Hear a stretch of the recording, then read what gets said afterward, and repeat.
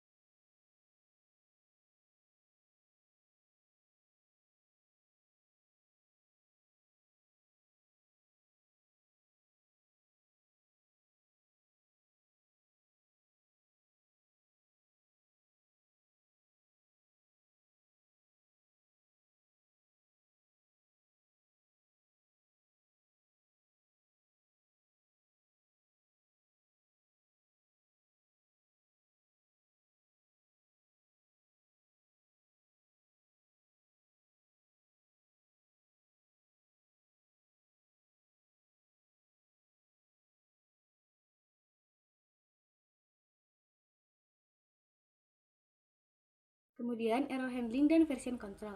7. Terapkan error handling yang baik. Gunakan mekanisme error handling seperti try-catch untuk menghindari program crash.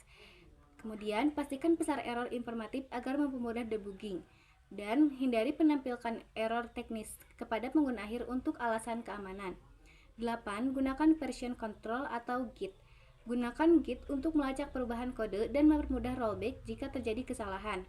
Kemudian, gunakan commit secara berkala dengan pesan yang jelas dan deskriptif. Dan gunakan branching untuk mengembangkan fitur baru tanpa menggunakan kode utama. Perkenalkan, nama saya Jawaria Bati. Di sini saya akan melanjutkan materi yang disampaikan oleh Rahma. Di sini saya akan menyampaikan mengenai unit testing dan dokumentasi. Tulis unit test. Unit test memastikan bahwa setiap bagian kode bekerja dengan benar sebelum digunakan dalam sistem yang lebih besar. Digunakan framework testing seperti Jest untuk JavaScript atau unit test untuk Python. Uji berbagai skenario termasuk input yang tidak valid. Dokumentasi kode dengan baik. Buat README yang menjelaskan tujuan proyek secara instalasi dan cara penggunaannya. Gunakan docstring untuk menjelaskan fungsi dan parameter dalam kode. Gunakan alat dokumentasi seperti Spinix untuk Python atau JSDoc untuk JavaScript. Nah, kesimpulannya yaitu dengan menerapkan prinsip-prinsip ini, kode akan lebih bersih, efisien, dan mudah dipelihara. Setiap pengembang harus memahami dan menerapkan best praktik ini agar proyek berjalan dengan baik dan dapat dikembangkan dalam jangka panjang.